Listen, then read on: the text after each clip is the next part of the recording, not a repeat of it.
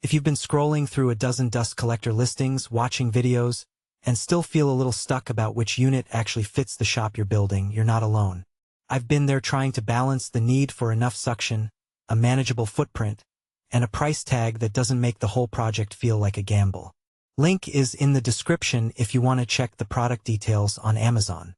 In this video, I'm going to walk through the Laguna tool Flux 2, break down where it shines, where it falls short, and help you decide whether it's the right piece of equipment for your workshop. First, let's talk about the kind of shop where the Flux 2 makes sense. It's a 2 HP unit, so you're looking at a motor that can keep a decent amount of airflow moving through a 46-gallon drum. That size is big enough to hold a good volume of chips from a small table saw or router, but it's still compact enough to tuck under a workbench or in a corner.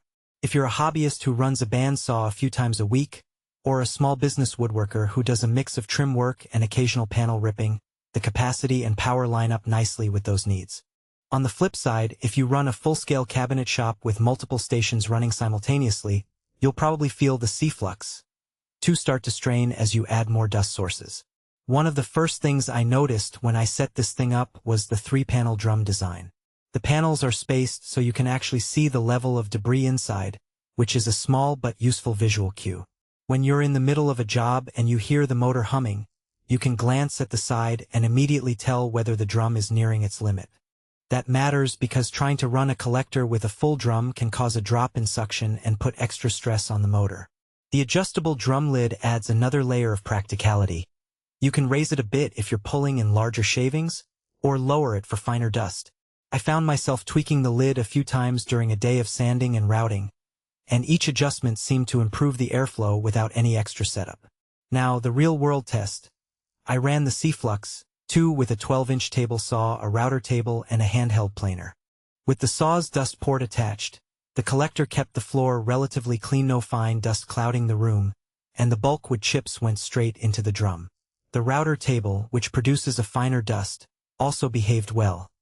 The collector's suction held steady and the drum didn't fill up as quickly as I'd expected. The manual double-paddle filter cleaning system is where the unit shows a clever bit of engineering. Instead of reaching for a separate bag or pulling out a filter cartridge, you just turn the paddles and they sweep the interior walls, dislodging dust that has settled. I tried it after a half hour of sanding, and the paddles cleared out a noticeable amount of fine particles with just a few rotations. It's not a substitute for a proper filter bag, but it does reduce the frequency of having to pull the drum out for a deep clean. Speaking of filters, the Flux 2 doesn't come with a HEPA grade bag built in, which is something a few users might assume. The drum itself is essentially a sealed container, and the double paddle system helps keep the interior from becoming a dust cake. If you need to capture ultrafine particles for health compliance or finish work, you'll want to add an external filtration bag or a separate inline filter. That extra component isn't included, so the overall cost of ownership can climb a bit if you need that level of filtration. Power-wise, the universal 110/220V motor gives you flexibility if you ever move the unit between a home shop and a rented space with a different outlet configuration. In my own shop, the 110V setting runs perfectly, but I did a quick test on a 220V supply in a friend's larger facility, and the motor stayed cool and maintained its suction without any audible change. That's a reassuring sign that the unit can handle a variety of electrical environments without a dedicated transformer.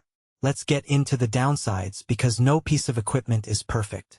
The first thing that stands out is the noise level.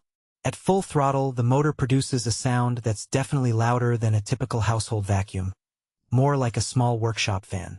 It's not ear-splitting, but if you're working in a tight space or plan to run the collector for extended periods, you'll probably want some ear protection.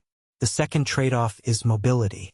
The drum itself is 46 gallons of steel, so while the unit sits on a set of lockable wheels, pushing it around when it's full can feel like moving a small piece of furniture. I found that loading it up with a few